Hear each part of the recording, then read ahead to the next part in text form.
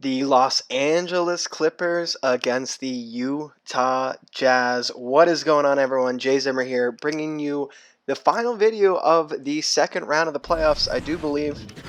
I've done all the others. If you do want to check those out, feel free to. Don't have to if you don't want to, but if you do like what you see in this video, I highly recommend it. If you're new around here, what we basically do is 5v5 on the blacktop, and we're simulating the entire 2021 playoffs. Obviously, we can't do the next round yet, but once the next round starts, I will be sure to be simulating those as well. I try to cut this up to make it as exciting as possible, but if you do have any and all feedback, or just any feedback at all, I would greatly appreciate it, and I will be sure to, make adjustments if need be. With that being said, like I said earlier, this is the Utah Jazz against the Los Angeles Clippers. We're 2 games into the series so far, and it's not looking great for the Clippers. To be honest, they could be tired. They obviously went to 7 games in their last series. Kawhi with a nice steal to the mean contact dunk. That was just a quick example. I'm just going to jump in and talk about that dunk of why I like to do it on the park. You get the park animations, or in the blacktop. That's just a little more fun. But yeah, these first 2 games have gone to the Jazz. Obviously, last night's game was pretty close, 117 to 111. Kawhi Leonard didn't have the best game in the world. Paul George played pretty well. 44 minutes, though. Like I said, they have to start being tired. Reggie Jackson actually had a great game, 29 points in 36 minutes for him. On the Jazz side, though, Donovan Mitchell is just a man on a mission. 37 points. There was some statistic where he's the first Jazz player to drop back-to-back 35-plus point games in a while. Jordan Clarkson had a great game with 24 points. Joe Ingles is doing his thing. Rudy, 20 rebounds, so can't complain. He's never really been the most offensive-oriented. Only 3 blocks on both sides. The Clippers did have a couple more steals. But yeah, this series isn't going, as I think many of us thought. Obviously, the Jazz are the #1 team, so theoretically they are better than the Clippers, but just when you think about it, like Paul George, Kawhi Leonard, I know they don't have too much more depth beyond that, but you really would think that it would be closer so far, and it just isn't. That being said, typically when these games go to 11, I don't know if I already mentioned that, best of 3 series. And so once it's getting close to 11, I like to jump in. It does look like the Clippers are actually up in this, so a little different from what's happening in the real world. Reggie Jackson with a nice pull-up, misses it, but with Kawhi on the board with a tough layup, heavily contested, and he is able to hit it. And then at the end of these, I like to quickly jump into the player stats. Mitchell, 2 for 8. Super unrealistic compared to what's happening in the real world. Leonard, 3 for 10. George, 2 for 5. The rest of the team shooting all right, not great. Team comparison 38 to 31%. Obviously, those numbers are not great in the grand scheme of things, but the Clippers do take game 1. So we'll jump into the next game, see if they can actually sweep, as if it would be 2-0 for them. It is, like I said, best of 3. If you do want me to do more games, just let me know. If you want me to cut it up differently, like I said.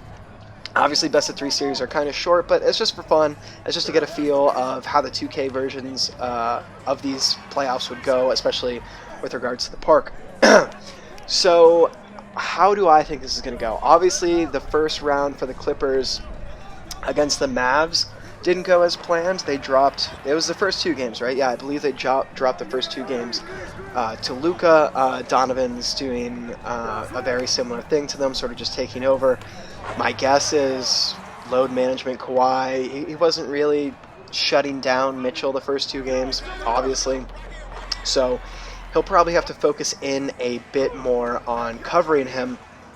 You'll get random sparks off the bench and random points other ways, but if you have one player who's just dominating you, you might want to put your best defender on.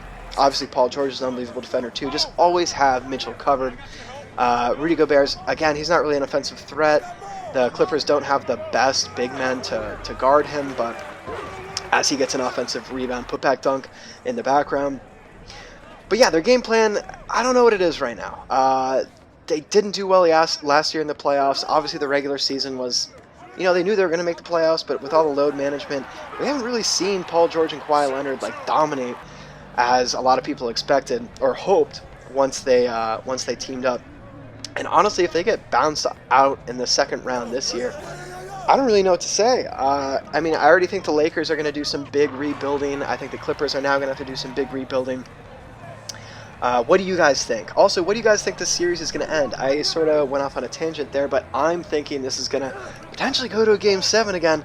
If it doesn't, I'm going to take the Clippers in 6. I know that's sort of aggressive, but I have faith in the Clippers. Not that they're my favorite team or anything. I just think that on paper, I would imagine them winning. Obviously, the Jazz had unbelievable regular season win-loss numbers and everything, and Mitchell's playing out of his mind, but I don't know. I just see the Clippers making a comeback. If you did make it to this point of the video, what do you think the series is going to end? Do you think it's going to go to 7? Do you think they're going to get swept? I highly doubt that, but you never know. If you put a bet on that, I bet you'll make a lot of money. But yeah, it looks like we're going to jump in to the gameplay real quick because it is looking like a sweep is upon us. It's 9-5 Clippers. Mitchell was cold for a while, but was able to hit, I think it was a pull-up J. I don't really remember. They have the ball now, though, so they could make a comeback. And we have Bogdan wide open for threes, unable to hit that. That would have brought it 9-7, much closer. But now Paul George, a very good shot, but he actually misses it too. All right, so they still have a little bit of hopes. If only Bogdan had hit that shot, definitely would have been closer. And it kind of looks like he's wide open again, so he has a chance to redeem himself, and he misses a wide open shot again. If he hit both of those, it would be tied up. And then Kawhi, too much space for him, and that's it. That was 4 really good looks in a row. But that does it for this video, guys.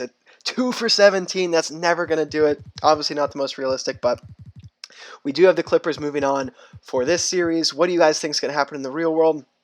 In the real playoffs, let me know. If you did like this video, feel free to rate it. Don't have to if you don't want to. If you like this content, feel free to check out. I have done every other matchup in the playoffs so far, and feel free to subscribe. I'm going to keep pumping out new videos. I have a new series coming out soon, which I'm stoked for.